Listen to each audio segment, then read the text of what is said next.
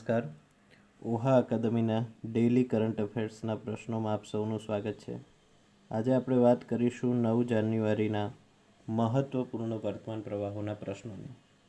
સૌથી પહેલો પ્રશ્ન છે મિત્રો, તાજેતરમાં ફ્રાન્સના રાજદ્વારી પ્રમુખ સલાહકાર ખાલી જગ્યાએ પ્રધાનમંત્રી મોદી સાથે મુલાકાત કરી હતી. ઓપ્શન છે ઇમેન્યુઅલ મેક્રોન, ઇમેન્યુઅલ બોન, ફ્રાન્કોઇઝ હોલાન્દે, નિકોલસ સરકોઝી. તો આ પ્રશ્નનો સાચો જવાબ છે બી, ઇમેન્યુઅલ બોન. મિત્રો, ગઈકાલના જ કરંટ અફેર્સની અંદર આપણે ચર્ચા કરી હતી કે ફ્રાન્સ અને ભારત જે છેક 1998ના વર્ષથી વ્યૂહાત્મક ભાગીદારી કરી રહ્યા છે.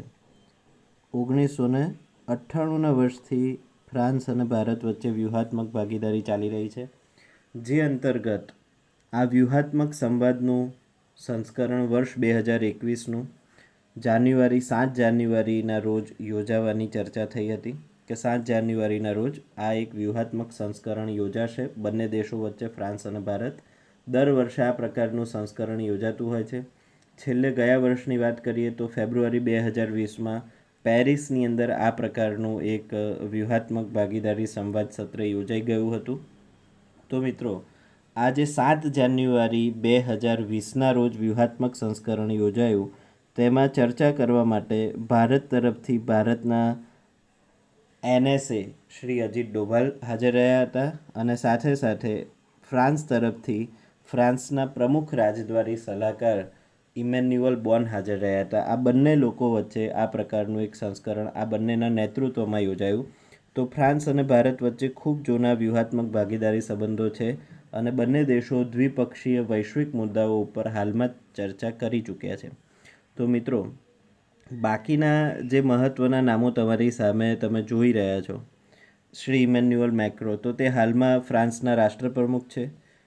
ત્રીજું નામ છે શ્રી ફ્રાન્કોઇઝ હોલાન્દે અને ચોથું નામ છે શ્રી નિકોલસ સરકોઝી. તો આ બંને જૂના ફ્રાન્સના રાષ્ટ્રપ્રમુખ તરીકે કામ કરી ચૂક્યા છે. મિત્રો, ભારત અને ફ્રાન્સ વચ્ચે આ ઇમેન્યુઅલ મેક્રો અને શ્રી અજીત ડોભાલ બંનેના અધ્યક્ષપદ હેઠળ જે ચર્ચા થઈ, તે ચર્ચામાં સમુદ્રી બહુપક્ષીય સહકાર સહિતના વિવિધ અનેક મુદ્દાઓ વચ્ચેની ચર્ચા થઈ હતી. સાથે સાથે શ્રી બોને ઇમેન્યુઅલ મેક્રો અને વડાપ્રધાન મોદી વચ્ચે થયેલી જે મંત્રણા હતી તેની યાદો પણ તાજી કરી હતી અને બંને લોકોએ સાથે મળી અને વિશ્વની અંદર ભારત અને ફ્રાન્સના સંબંધો વધારે મજબૂત બનાવવાની ચર્ચા પણ કરી હતી. તો મિત્રો, હવે વાત કરીએ આપણે પ્રશ્ન નંબર 2ની. હાલમાં સંયુક્ત રાષ્ટ્રમાં ભારતના કાયમી પ્રતિનિધિ તરીકે કોણ કાર્ય કરી રહ્યું છે? ઓપ્શન છે શશી થરૂર, એલ કૃષ્ણમૂર્તિ, TS તિરુમૂર્તિ અને તપન પટેલ. મિત્રો, આનો સાચો જવાબ છે સી, TS તિરુમૂર્તિ, જેઓ હાલમાં સંયુક્ત રાષ્ટ્રની અંદર ભારતના કાયમી પ્રતિનિધિ તરીકે કાર્ય કરી રહ્યા છે. મિત્રો, સંયુક્ત રાષ્ટ્રની જો વાત કરીએ તો સંયુક્ત રાષ્ટ્ર સુરક્ષા પરિષદની અંદર હાલમાં જ ભારત એક મહત્ત્વના સભ્ય તરીકે જોડાયું છે. 4 જાન્યુઆરી 2021થી ભારત સંયુક્ત રાષ્ટ્ર સુરક્ષા પરિષદનું અસ્થાયી સભ્ય બની ચૂક્યું છે. 2 વર્ષ માટે ભારત અસ્થાયી સભ્યના સ્વરૂપે રહેશે. 31 ડિસેમ્બર 2022 સુધી 2 વર્ષનું બિનકાયમી એટલે કે અસ્થાયી સભ્ય ભારત બની ગયું છે. મિત્રો, આ સંયુક્ત રાષ્ટ્ર જે છે, સંયુક્ત રાષ્ટ્રની અંદર ખૂબ જ મહત્ત્વપૂર્ણ જે 6 અંગ હોય છે, 2 દિવસ પહેલાંના કરંટ અફેર્સની અંદર આપણે તેની વિગતે ચર્ચા કરી હતી. તે 6 અંગની અંદર જે મહત્ત્વપૂર્ણ એક અંગ છે સંયુક્ત રાષ્ટ્ર સુરક્ષા પરિષદ, તેના અસ્થાયી સભ્ય રૂપે ભારત એ હવે બન્યું છે.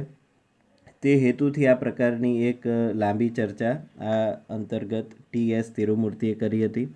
TS તિરુમૂર્તિએ પોતાના સંબોધન જે કર્યું ભારતના કાયમી પ્રતિનિધિ તરીકે, તેમણે કહ્યું હતું કે ભારતે 8મી વખત ભારત સિક્યુરિટી કાઉન્સિલનું સભ્ય બન્યું છે. તો અત્યાર સુધીની અંદર ભારતે 8મી વખત સિક્યુરિટી કાઉન્સિલનું સભ્ય બન્યું છે તેવું TS તિરુમૂર્તિએ જણાવ્યું હતું. બીજું, ભારત આ વખતે સભ્ય બન્યું તો ભારતનો ત્રિરંગો ઝંડો જે છે તે યુનાઇટેડ નેશન સિક્યુરિટી કાઉન્સિલની અંદર લહેરાયો હતો. બીજી મહત્ત્વપૂર્ણ બાબત એ છે મિત્રો કે ભારતની સાથે સાથે અસ્થાયી સભ્ય તરીકે બાકી કયા કયા દેશો જોડાયા છે, તો એક છે નોર્વે, બીજું છે કેન્યા, ત્રીજું છે આયર્લેન્ડ, નોર્વે, કેન્યા, આયર્લેન્ડ અને મેક્સિકો. તો નોર્વે, કેન્યા, આયર્લેન્ડ, મેક્સિકો અને ભારત આટલા દેશો અત્યારે હાલમાં અસ્થાયી સભ્યો તરીકે જોડાયા છે. એની સામે Belgium, Dominic Republic, Germany, Indonesia અને દક્ષિણ આફ્રિકા આ દેશોનો કાર્યકાળ સમાપ્ત થયો.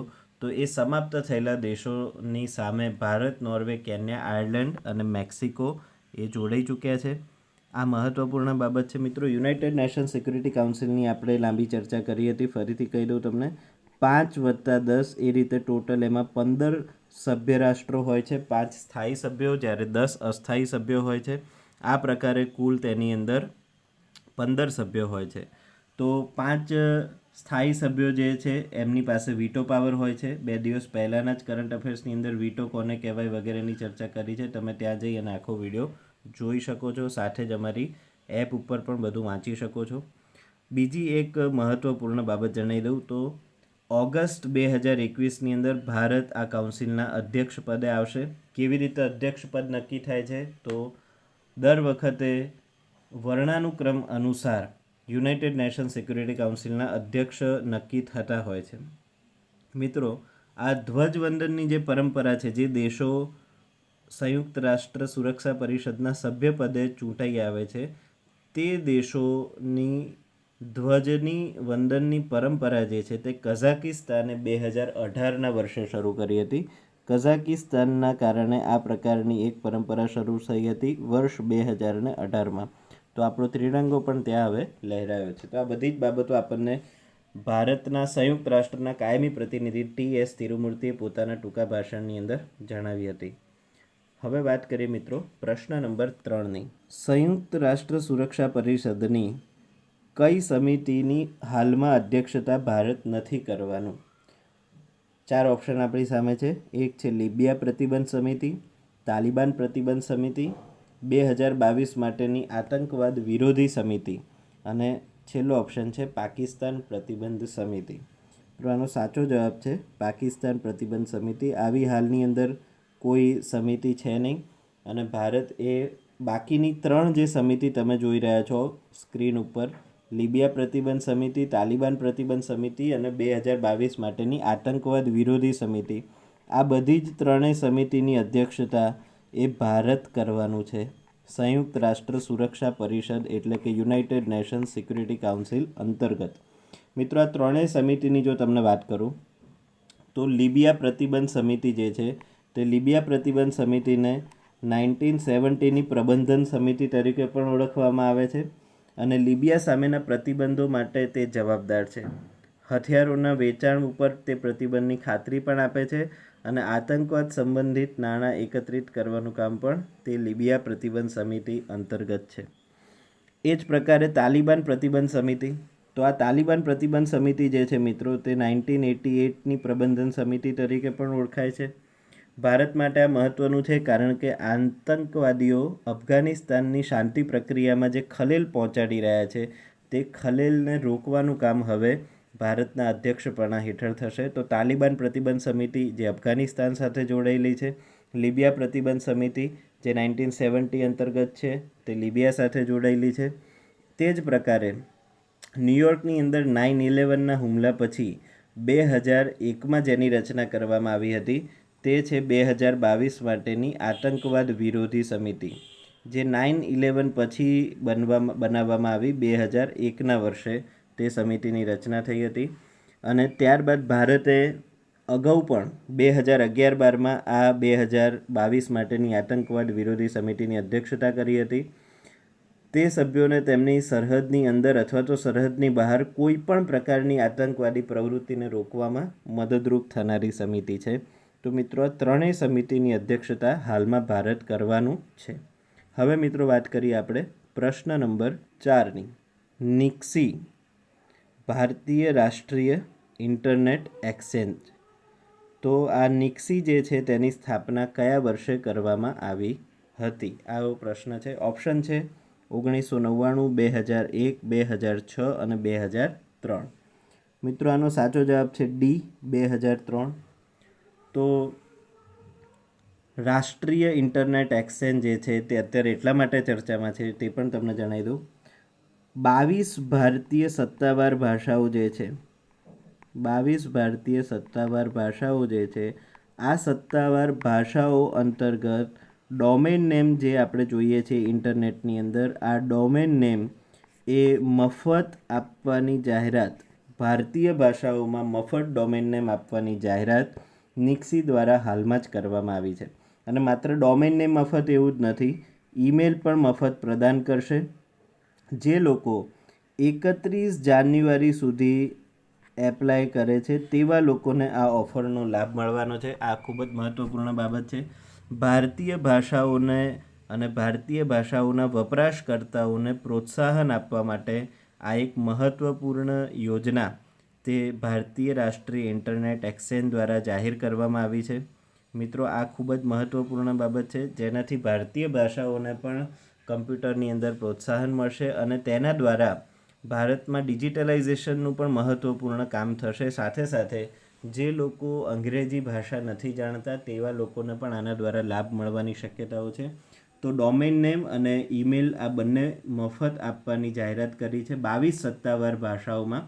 31 જાન્યુઆરી સુધી જે લોકો એપ્લાય કરશે તે માટે આવી જાહેરાત આ નિક્સી દ્વારા કરવામાં આવી છે, જે ભારતીય રાષ્ટ્રીય ઇન્ટરનેટ એક્સચેન્જ છે.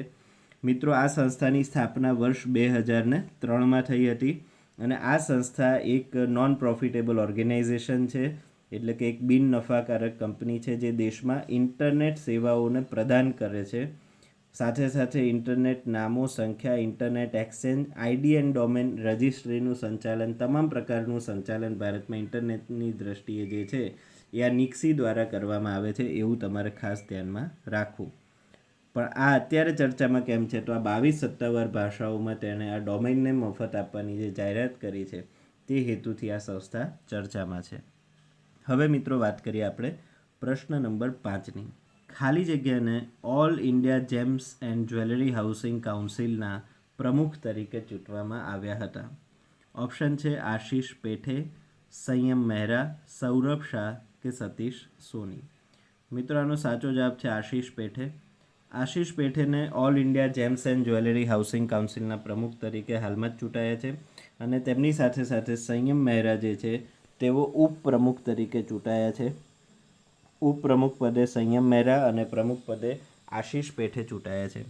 મિત્રો આ આખી ચૂંટણી પ્રક્રિયા જે છે તે વર્ચ્યુઅલ મોડથી કરવામાં આવી હતી. આ all India gems and jewellery household council શું છે તે પણ તમને જણાવી દઉં. તો ભારતની અંદર રત્ન અને ઝવેરાત જે બધું આપણે જોઈએ છીએ, તો આ ઝવેરાત જે છે, રત્ન જે છે, તેના ઉદ્યોગ માટેની આ સર્વોચ્ચ સંસ્થા છે ભારતની. રત્ન અને ઝવેરાત ઉદ્યોગની સર્વોચ્ચ સંસ્થા ભારતની અંદર હાલમાં છે all India gems and jewellery housing council. આ સંસ્થા દેશભરના લાખો રત્નો અને ઝવેરાત ઉદ્યોગોના હિતોનું રક્ષણ કરવા માટે બનાવવામાં આવેલી સંસ્થા છે.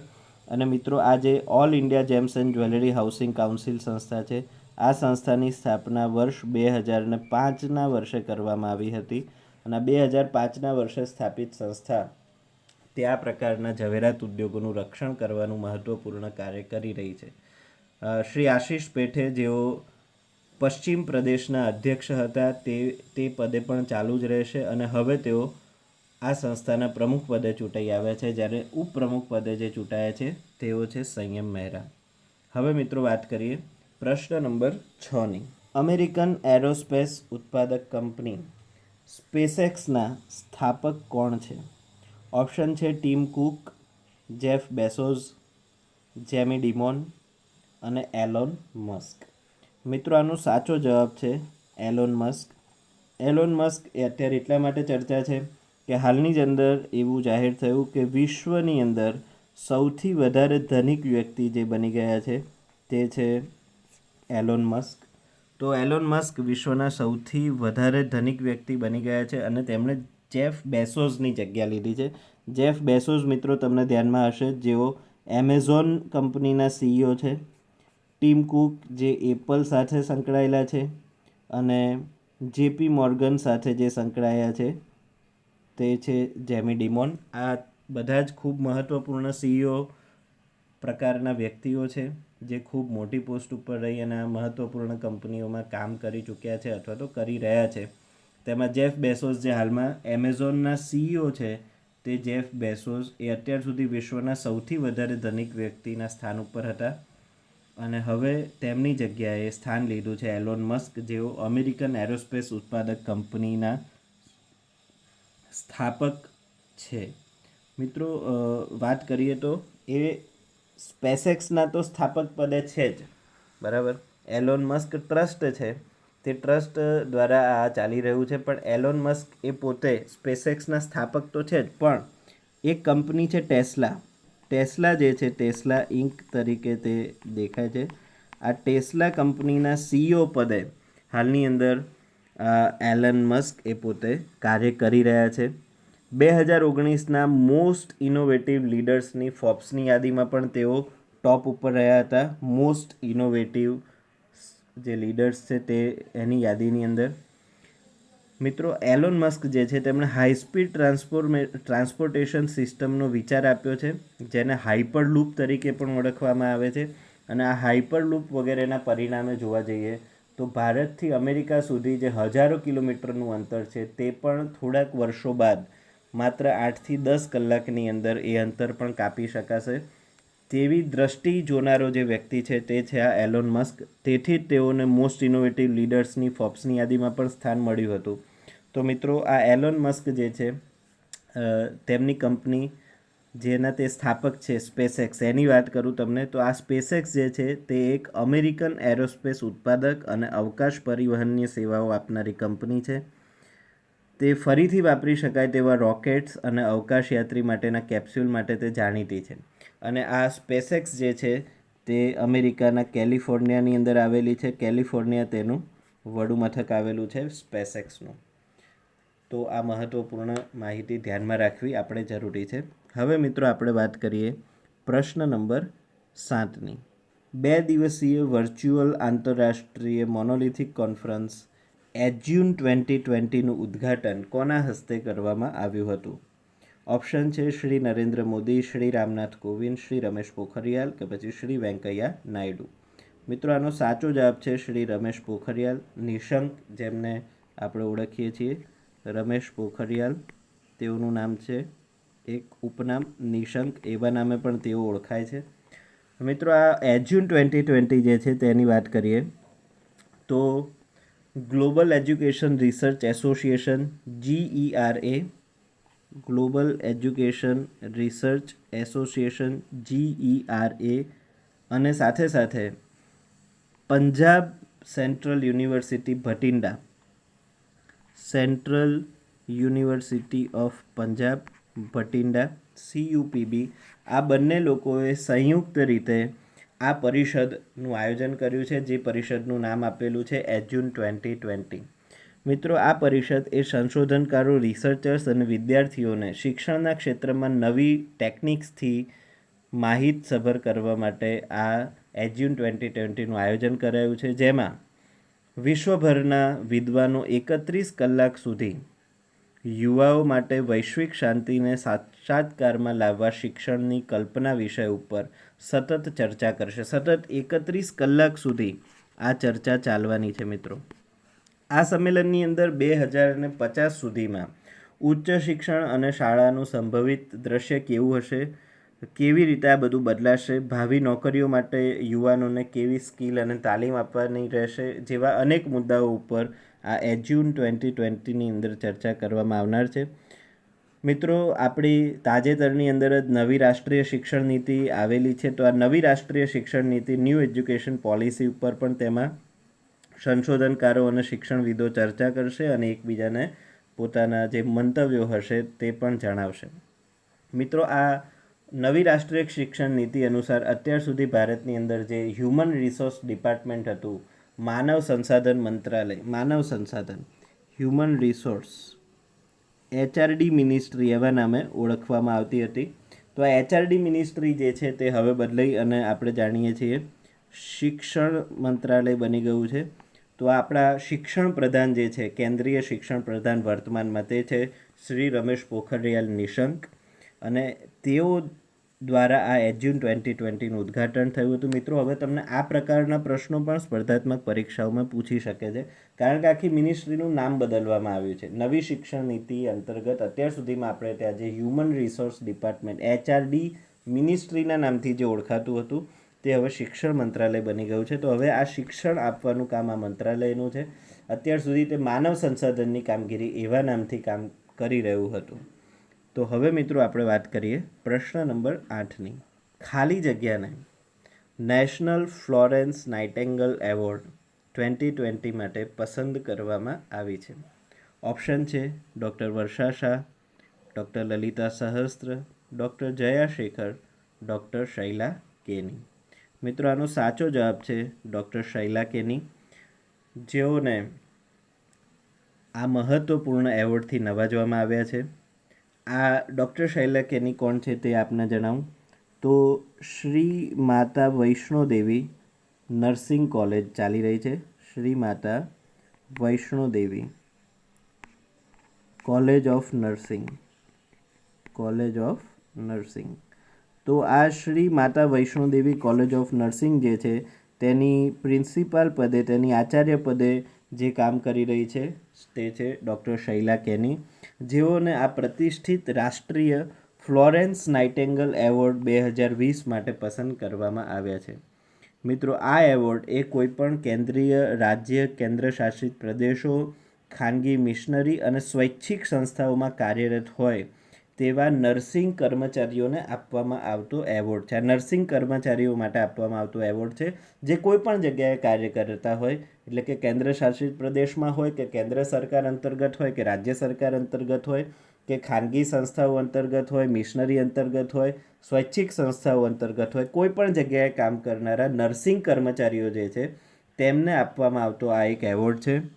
નર્સિંગ ક્ષેત્રની અંદર મિત્રો આ સર્વોચ્ચ એવોર્ડ ગણાય છે. નર્સિંગ ક્ષેત્રનો આ સર્વોચ્ચ એવોર્ડ છે, નર્સિંગ ક્ષેત્રે આપવામાં આવતો, અને તે ફ્લોરેન્સ નાઇટેંગલની યાદમાં આપવામાં આવતો એવોર્ડ છે. મિત્રો, આ ફ્લોરેન્સ નાઇટિંગેલ જે છે, તો આ ફ્લોરેન્સ નાઇટિંગેલ જે એક બ્રિટિશ સમાજ સુધારક હતી, અને તેઓ મોડર્ન નર્સિંગ જે આજે આપણે જોઈ રહ્યા છીએ તેના સ્થાપક હતા. તો તેઓની યાદમાં આ ફ્લોરેન્સ નાઇટિંગેલ એવોર્ડ આપવામાં આવતો હોય છે. આ એવોર્ડ અંતર્ગત જે વિજેતા હોય છે તે વિજેતાઓને મિત્રો 50,000 રૂપિયાનું રોકડ ઇનામ, 50,000 રૂપિયાનું રોકડ ઇનામ અને તેની સાથે પ્રમાણપત્ર અને મેડલ એનાયત કરવામાં આવતું હોય છે. તો આ વખતનો 2020નો જે નેશનલ ફ્લોરેન્સ નાઇટેંગલ એવોર્ડ જે છે તે માટે ડૉક્ટર શૈલા કેની, જેઓ Shri Mata Vaishnodevi college of નર્સિંગના principal Acharya પદે કામ કરી રહ્યા છે, તેઓને આ સર્વશ્રેષ્ઠ નર્સિંગ માટેનો એવોર્ડ આપવામાં આવ્યો છે. હવે મિત્રો વાત કરીએ આપણે પ્રશ્ન નંબર 9ની. વર્ષ ખાલી જગ્યામાં પ્રવાસી ભારતીય દિવસની પહેલી ઉજવણી કરવામાં આવી હતી. ઓપ્શન છે 2001, 2003, 2007 કે પછી 2006. મિત્રો, આનો સાચો જવાબ છે ઓપ્શન બી, વર્ષ 2003. વર્ષ 2003માં સૌ પ્રથમ વખત આવા પ્રવાસી ભારતીય દિવસની ઉજવણી કરવામાં આવી હતી. મિત્રો, અત્યારે એટલા માટે ચર્ચામાં છે તે પણ આપને જણાવી દઉં કે આ COVID-19 મહામારીની વચ્ચે આ વખતે આપણો જે 16મો પ્રવાસી ભારતીય દિવસ ઉજવવાનો છે, આ વખતે જે ઉજવવાનો છે તે છે 16મો પ્રવાસી ભારતીય દિવસ. ત્યાં 16મો પ્રવાસી ભારતીય દિવસ 9 જાન્યુઆરીના રોજ ડિજિટલ માધ્યમથી યોજાશે, જેનું ઉદ્ઘાટન ભારતના વડાપ્રધાન શ્રી પ્રધાનમંત્રી મોદી દ્વારા કરવામાં આવનાર છે. તો ભારતના વડાપ્રધાન શ્રી નરેન્દ્રભાઈ મોદી તે આ વખતે 16મા પ્રવાસી ભારતીય દિવસની ઉજવણી કરવાના છે, પણ આ વખતે તે ડિજિટલ માધ્યમથી ઉજવવામાં આવનાર છે. મિત્રો, આ વખતના આ પ્રવાસી ભારતીય દિવસની થીમ વિશે તમને જણાવું તો આ વખતની જે થીમ છે તે છે આત્મનિર્ભર ભારતનું યોગદાન. આત્મનિર્ભર ભારતનું યોગદાન. તો ઘણી બધી વખત આ પ્રકારની થીમના પ્રશ્નો તમારા પેપરની અંદર પૂછાતા હોય છે, વર્ગ 1, 2થી માંડીને વર્ગ 3 સુધી દરેક જગ્યાએ. તો આ વખતના પ્રવાસી ભારતીય દિવસની થીમ ખાસ યાદ રાખીશું, આત્મનિર્ભર ભારતનું યોગદાન. જે થીમ અંતર્ગત આ વખતે 16મો પ્રવાસી ભારતીય દિવસ ઉજવવાનો છે. વર્ષ 2003માં મિત્રો આવા પ્રવાસી ભારતીય દિવસની ઉજવણી શરૂ થઈ હતી. પ્રવાસી ભારતીય દિવસ જે છે તે સૌથી ખાસ ભારતની બહાર રહેનારા વિદેશી લોકો જે છે તે વિદેશમાં રહીને ભારતનું નામ રોશન કરતા હોય તેવા લોકો માટેના યોગદાનને માન્યતા આપવા માટે આ ખૂબ મહત્ત્વપૂર્ણ દિવસ છે. દર વર્ષે આ પ્રસંગે મિત્રો ભારત સરકાર સામાન્ય રીતે 3 દિવસીય પરિષદનું આયોજન કરતી હોય છે. 9 જાન્યુઆરીએ આ વખતે કરવામાં આવે છે. 9 જાન્યુઆરી 1915ના રોજ દક્ષિણ ભારતથી 9 જાન્યુઆરી 1915ના રોજ દક્ષિણ આફ્રિકાથી મહાત્મા ગાંધી એ ભારત પરત આવ્યા હતા અને આને એક એવી મહત્ત્વપૂર્ણ મુસાફરી માનવામાં આવે છે જેના કારણે ભારતની આઝાદીની લડત જ નહીં પરંતુ ભારતીયોના જીવનને કાયમ માટે બદલી નાખવાનું કામ આ દિવસે એટલે કે ગાંધીજીના પરત આવવાના કારણે થયું હતું. તો આ દિવસની ઉજવણી તેની યાદમાં ઉજવવામાં આવતી હોય છે મિત્રો. તો ખૂબ જ મહત્ત્વપૂર્ણ દિવસ છે. એ દિવસે બીજી પણ એક વાત કરું તો પ્રવાસી ભારતીય સન્માન પણ આપવામાં આવે છે જે વિદેશ મંત્રાલય દ્વારા એક સ્થાપિત એવોર્ડ છે પ્રવાસી ભારતીય સન્માન. પ્રવાસી ભારતીય દિવસ નિમિત્તે આ સન્માન આપવામાં આવતું હોય છે અને આ સન્માન પ્રવાસી ભારતીય દિવસ નિમિત્તે ભારતના રાષ્ટ્રપતિ દ્વારા પ્રદાન કરવામાં આવે છે. આ એવોર્ડ એ NRI જે એટલે મૂળ ભારતીય લોકો જે વિદેશની અંદર રહી અને ભારતનું નામ રોશન કરી રહ્યા હોય તેઓ પોતાના ક્ષેત્રમાં અસાધારણ યોગદાન આપતા હોય એવા ભારતીયોને આ એવોર્ડ આપવામાં આવે છે પ્રવાસી ભારતીય સન્માન. તો આવા ભારતીયો જે ભારતની બહાર રહી અને પોતાના ક્ષેત્રમાં મહત્ત્વપૂર્ણ યોગદાન આપી આપણા દેશનું નામ રોશન કરી રહ્યા હોય એવા લોકોને આ એવોર્ડ આપવામાં આવશે.